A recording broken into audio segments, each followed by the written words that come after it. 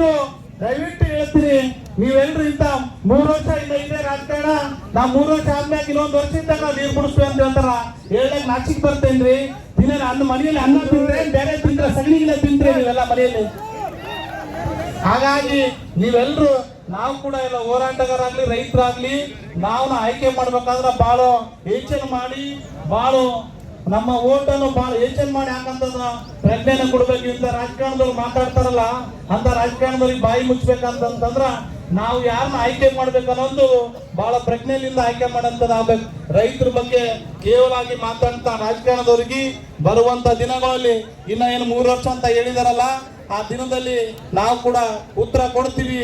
ಈ ಜಿಲ್ಲೆಯಲ್ಲಿ ಇರುವಂತ 3 ಜನ ಶಾಸಕರು ಏನ್ ಕಾಂಗ್ರೆಸ್ ಅವ್ರು ಇದ್ದಾರಲ್ಲ, ಅವ್ರ ಕ್ಷೇತ್ರದಲ್ಲೇ ನೀರು ಹರಿತೇವೆ.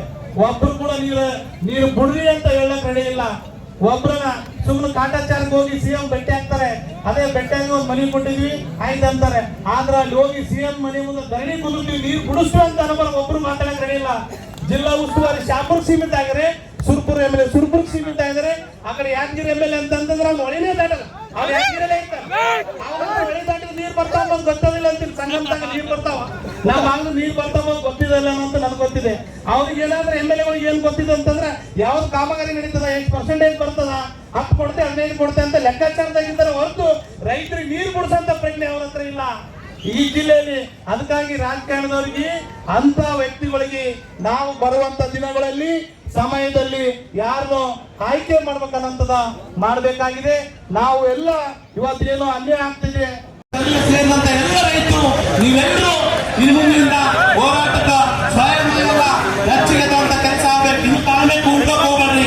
ನೀವು ಯಾವ್ದು ಆಗಲ್ಲ ನೋಡ್ತೀರ, ನಿಮ್ಮ ಹಕ್ಕು ನಿಮ್ಮ ಕೇಳ್ತದ್ರಿ, ನಿಮ್ಮ ನೀರು ನಿಮ್ಮ ಹಕ್ಕು. ಇವತ್ತು ರೈತ ಅನ್ನದಾತರ ರಕ್ಷಣೆ.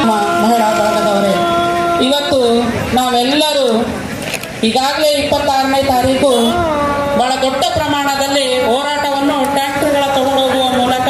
ಆದ್ರೆ ಒಂದು ತಿಳ್ಕೋಬೇಕು, ನಾವು ಪ್ರತಿ ಬಾರಿ ಹೇಳ್ತೀವಿ ರೈತರು ನಮ್ಮ ದೇಶದ ಒಂದು ಬೆನ್ನೆಲುಬು ಅಂತಕ್ಕಂಥದನ್ನ.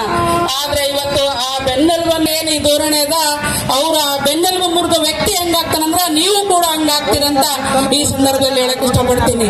ಇತ್ತೀಚೆಗೆ ನಾವು ನೋಡ್ಬೋದು, ಈ ಸರ್ಕಾರ ಬಂದಾಗಿಂದ ಹಿಡಿದು ನಾವೇನು 10,000 ಸಹಾಯಧನವನ್ನು ಕೊಡ್ತಂದ್ರೆ ನಾವು ದಿನನಿತ್ಯ ತಿನ್ನೋದು ಅನ್ನ ಏನದ ಆ ರೈತನ ಪರಿಶ್ರಮದಿಂದ ಬರ್ತಕ್ಕಂಥದ್ದು.